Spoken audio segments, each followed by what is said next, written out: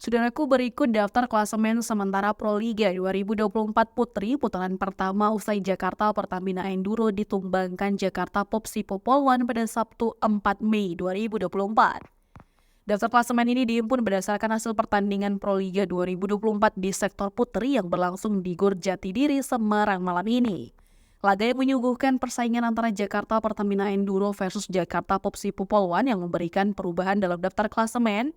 Adapun pertandingan antara Jakarta Pertamina Enduro versus Jakarta Popsi Popolwan merupakan laga yang memberi kejutan di Proliga 2024 pekan kedua.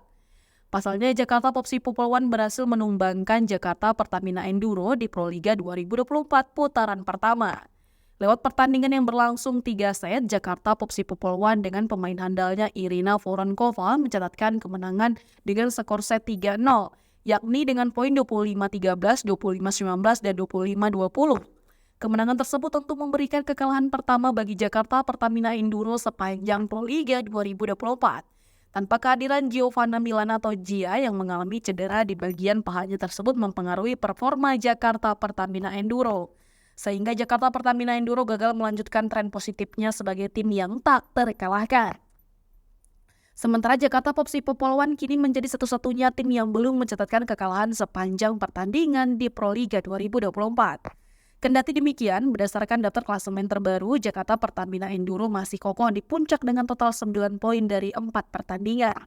Sementara Jakarta Popsi Popolwan mengundi urutan kedua klasemen dengan total 8 poin dari 3 kemenangan yang mereka bukukan.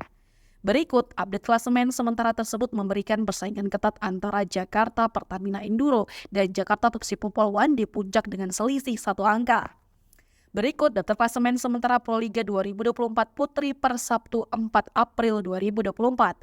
Yang pertama Jakarta Pertamina Enduro 9 poin, yang kedua Jakarta Popsi Popolwan 8 poin, yang ketiga Bandung BJB Tanda Mata 6 poin, yang keempat Jakarta BIN 4 poin, yang kelima Jakarta Elektrik PLN 3 poin, yang keenam Gresik Petrokimia Pupuk Indonesia 0 poin, dan Jakarta Livin Mandiri 0 poin.